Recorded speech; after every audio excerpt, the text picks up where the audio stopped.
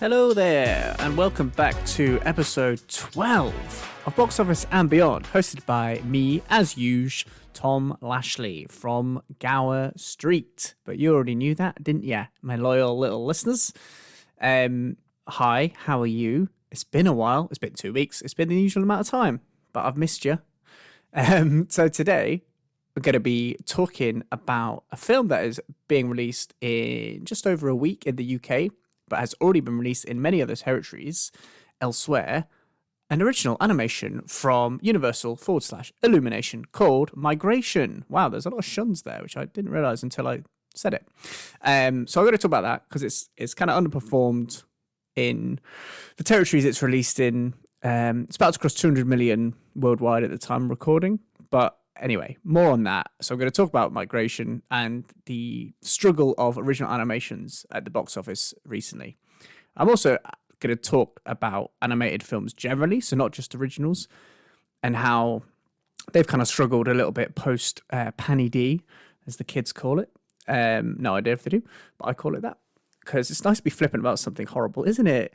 But I will then also talk about how this year, the year of 2024, may be the year that animations come back with a bang, with a vengeance, with a hooting and a hollering.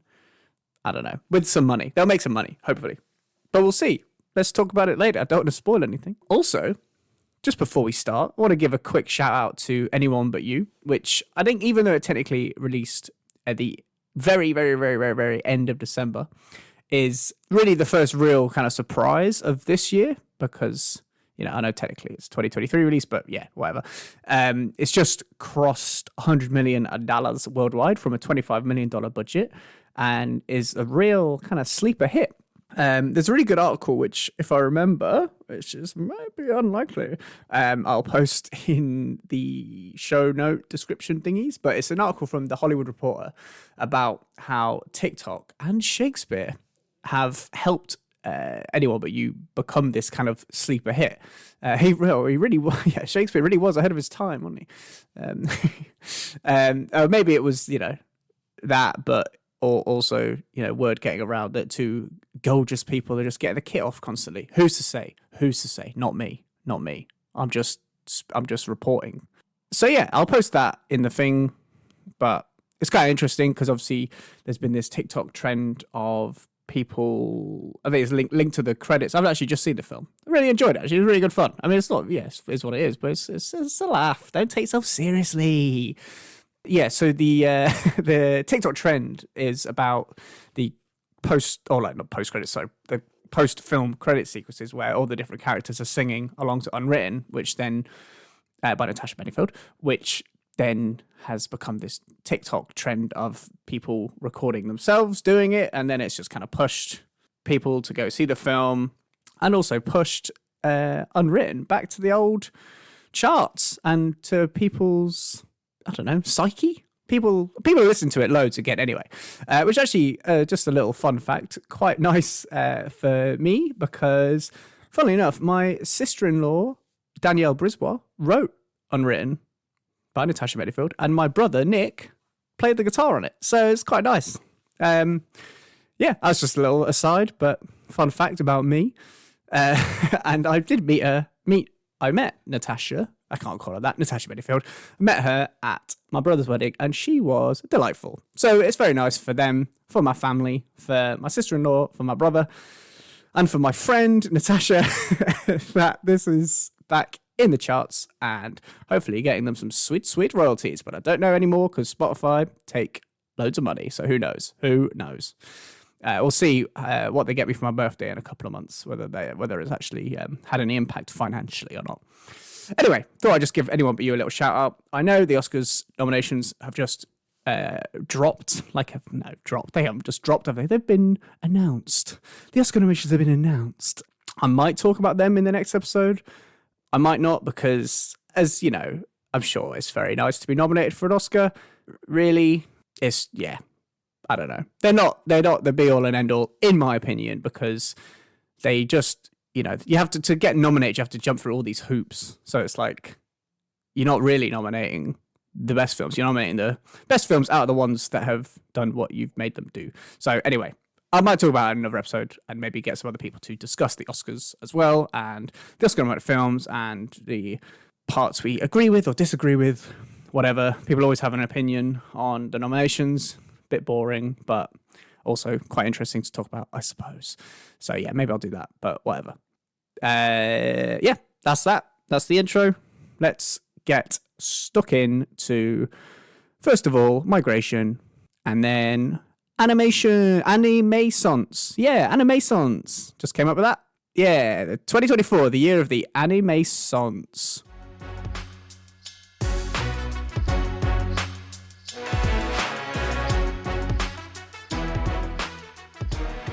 So, migration. As I mentioned in the intro, which is short for introduction, just for the lay people among my listeners, I mentioned that it was, it's about to cross $200 million worldwide at the time of recording, which to, normies like us, that may sound like a whole chunk of wonga. Do people still say wonga? I don't know. But yeah, whole chunk of change, chunk of cash, chunk of wonga, whatever you want to say. But to the big dog studios who saw original animated films released sort of pre-2020, I guess, like the first Frozen, like Zootopia, things like that. They grossed, over $1 billion worldwide.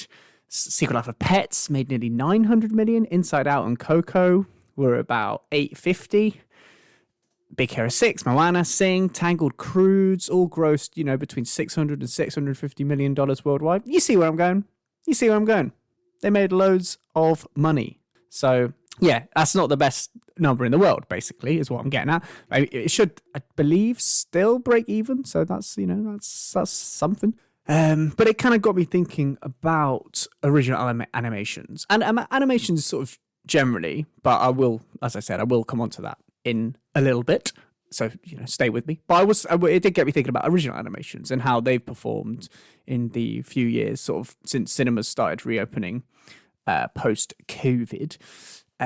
So I had a little look at the top 5 animations released since 2021 worldwide. This will all be kind of worldwide box office. So the only original animated film in the top 5 animations released since 2021 is Elemental. And that was, I think we'll all agree and remember, a very slow burner. No pun intended, but yeah, I just didn't even think that when I was making my notes. But yeah, it was actually a real slow burner. It really didn't open very well, and people were freaking out, being like, "Oh my god, is Disney gonna have to sell itself and stuff?" No one was saying that, but yeah. But also, Elemental, although it is obviously an original film, it did have the reputation of Pixar behind it. So yeah. It was, there's still an original, so whatever, yeah. But at the time of recording, it has made, I believe, just under $500 million worldwide. And as I mentioned, it is 5th in the animated releases chart since 2021. So let's say, like, in the period between, like, before the pandemic, between, like, 2010 and 2020, an equivalent film making that sort of money would be something like Rio or Wreck-It Ralph, and they would both be like way down the list of what even original animations made, let alone your Toy Stories or whatever. So yeah, so then I sort of started looking into just how original animations have performed amongst all the other animations released since the pandemic. So there are only 6 original animations in the top 20 highest grossing animations released since 2021. So Migration literally has just snuck in to number 20. But then there's also Wish, Bad Guys, Encanto, Suzume, and Elemental, as I mentioned. And this is compared to 9 pre-Panini. Well, that's obviously not a massive difference. But even a lot of the kind of non-originals were, just sequels to originals, like Frozen 2, Incredibles 2, Finding Dory, Despicable Me 2, Monsters University, and so on. So yeah, that's fine though, whatever, okay. But even that aside, even if sort of 6 now to compared to 9, then isn't a huge difference. There is a massive difference in terms of box office takings of original animations nowadays compared to before 2020. So the original animations that I've mentioned in the top 20, I'll just go through them quickly with the box office. So if you don't mind, stay with me. Elemental, $480 million. This is all at the time of recording, so it's probably a little bit different now, but hey, don't shoot me. Suzumi, $296 million. Encanto, $258. Bad Guys, $252. Wish, $233. And that is, massively different to the top ranking originals released pre-pandemic that I mentioned at the start of the segment. Can you remember that far back, Margaret? Can you? But just to refresh, Frozen Zootopia, over $1 billion. Secret Life of Pets, $900 million. Inside Out and Coco, $850.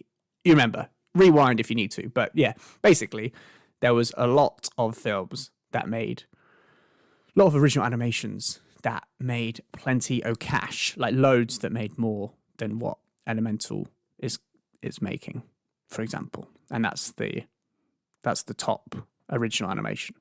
So I guess the question is why? That is a question I cannot definitively answer, but you're not here for answers, are you? You're not here for insight. You're here for my soothing Midlands tones, right? So one theory, obviously, which would seem the most obvious kind of thing, is studios can just simply bank more on existing IP. Like 4 of the top 5 since the pandemic was like Mario, Minions, Rise of Gru, the second Spider-Verse film, and Puss in Boots: The Last Wish.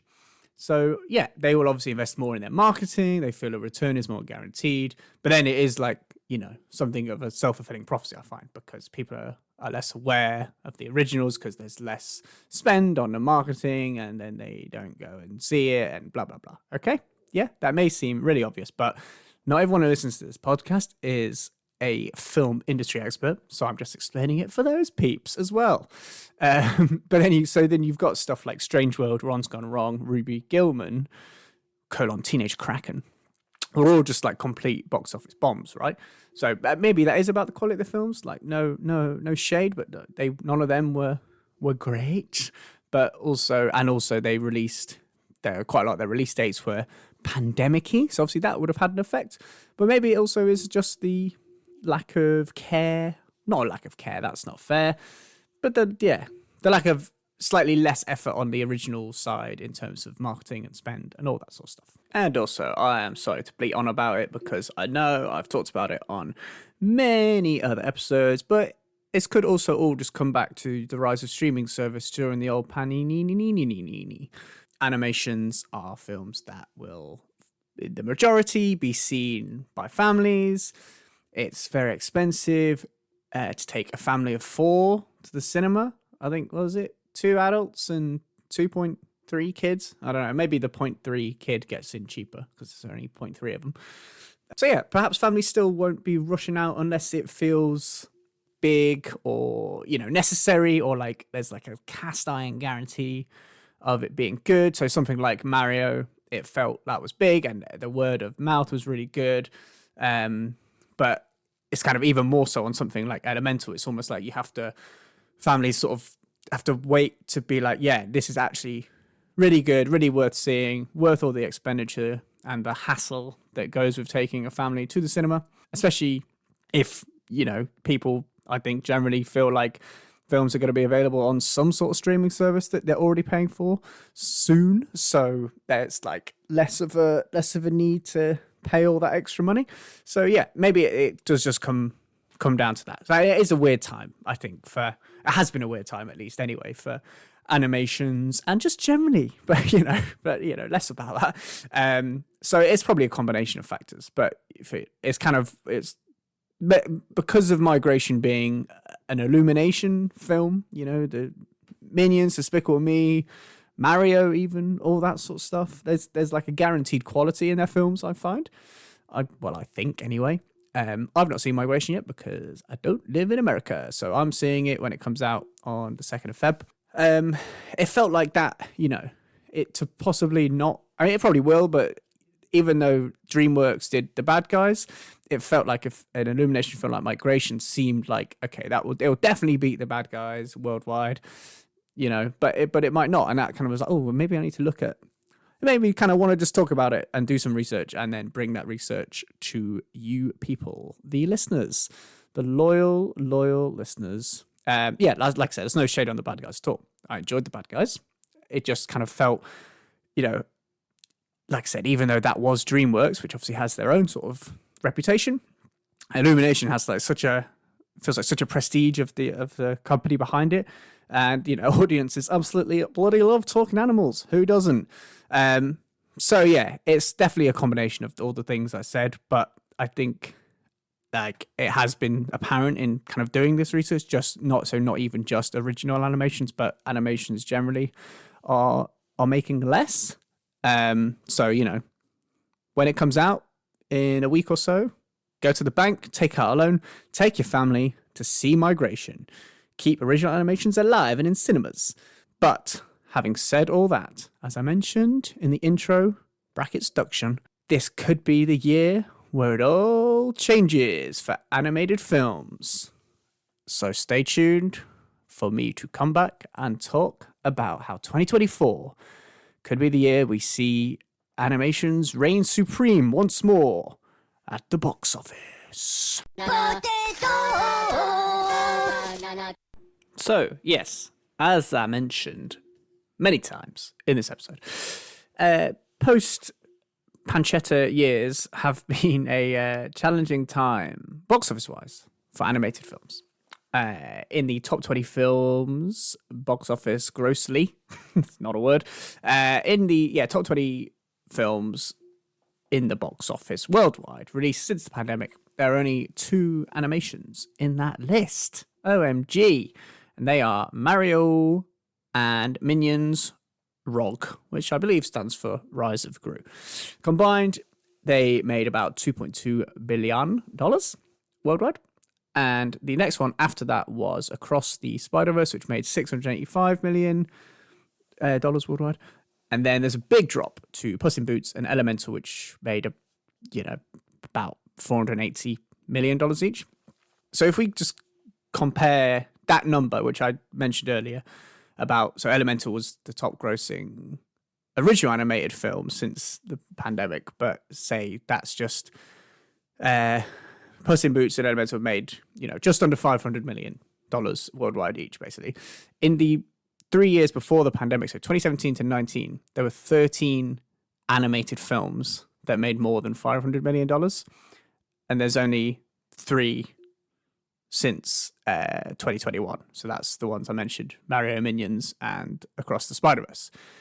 If you compare, again, in that period from 17 to 19, there were 4 animated films in the top 20 films that made nearly $5 billion between them. In fact, in the 3 years before the pandemic, so again, 2017 to 19, that's not changed. That's still the 3 years before the pandemic. There were 4 animations that grossed over $1 billion worldwide each. Frozen 2, Incredibles 2, Toy Story 4, Despicable Me 3. Whereas since the pandemic, up till this point now, time of recording, right now, 24th of Jan, 2024, there has only been 1. You know what it is? Correct. Super Mario Bros. It's me, Mario! So, maybe it's like I said, maybe it is a reflection on audience habits changing in the last few years with streamers, blah, blah, blah, Cosy lives, families being, expensive to take to the cinema when you've got all the stuff you need at home, basically, rather than just putting all the blame at studio stores. But that is fun. However, this year, it could all be about to change. As superhero films decline, animations rise and fill the gap. There are currently, I believe, only 4 superhero films dated for 2024. There 5 if you can count Joker, Folie à Dire. I'm not counting that as a superhero film. It's someone else, but whatever. You can count that if you want. But I'm saying 4 superhero films currently dated compared to 7 last year. There are, again, this is whether you count Mufasa as animation or live action, but if you do count it as animation, there are 10 animated films just from the major studios for the rest of this year. 6 what I would call biggies with a 7 potential surprise biggie, which I will come to. So those ones are Kung Fu Panda 4, which we found out this week at Gower Street, which you'd know if you had access to the system. Kung Fu Panda 4 is tracking to be big, probably bigger than the third one. So that should definitely help the Animaissance. God, I love that. Love the Animaissance. I hope that it catches on, just like the Horror Renaissance. Also, just side note, what country are pandas from? You know it? China. There's also Despicable Me 4. There is Inside Out 2, which is what I'm looking forward to the most. Like I said, there's Mufasa, whether you count that or not. I think you do count it because even though it's like photorealist animation, it's not actual like lions and stuff walking around. So yeah, it's an animation.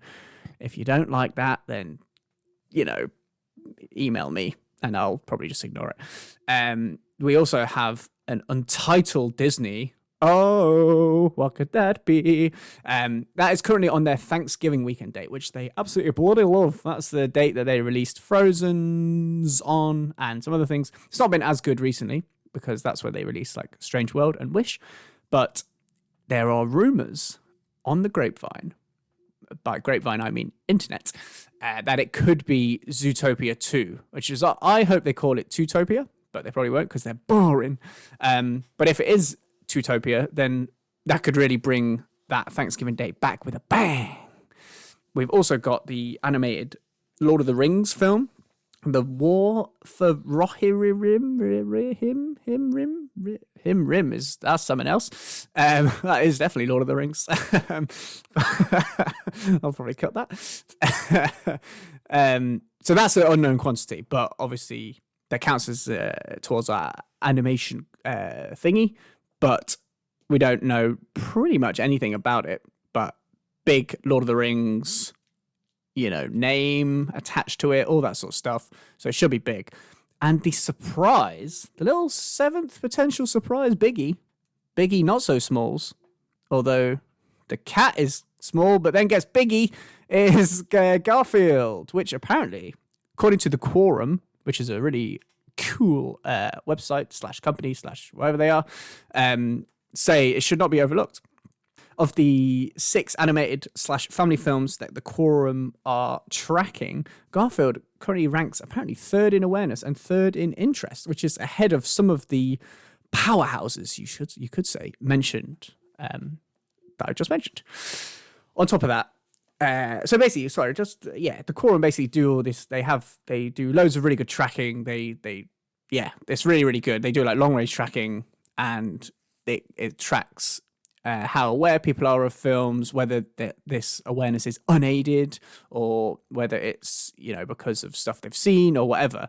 But it is quite a good measure of audiences' excitement, I guess, anticipation for films, whether they're going to go see it, whether it's their first choice, whether it's not, whether they're more likely to pay for a cinema ticket or whether to wait for streaming. It's really good. So basically, if you can access it, go do it because it's really, really interesting. Like I said, Garfield is 3rd in awareness and in interest, and it's actually already showing signs of unaided awareness, which is very impressive for a film that's, I think, like 4 months from release. So yeah, that's a little curveball. Well, the big orange curveball or furball, I suppose I probably could say. So yeah, that's something. So basically, all of the films I mentioned, those. I think it was, I think it was 7, wasn't it? Maybe I added in another, I can't remember. But all those films I mentioned are tracking really, really well. They probably won't all end up in the top 10 of the year, but I am hopeful that is the sign that 2024 is the year of animations. If not original animations, because they've got their own problems, as mentioned. But animations, nonetheless, should hopefully, this year, come back with a bang and give some more money to the industry / cinemas, because cinemas are the greatest place on this spinning rock we call Earth. I mean, that's that, really. Let me know if you what you think about this. Is 2024 the year of the Animaissance, or am I just talking at me butt as usual?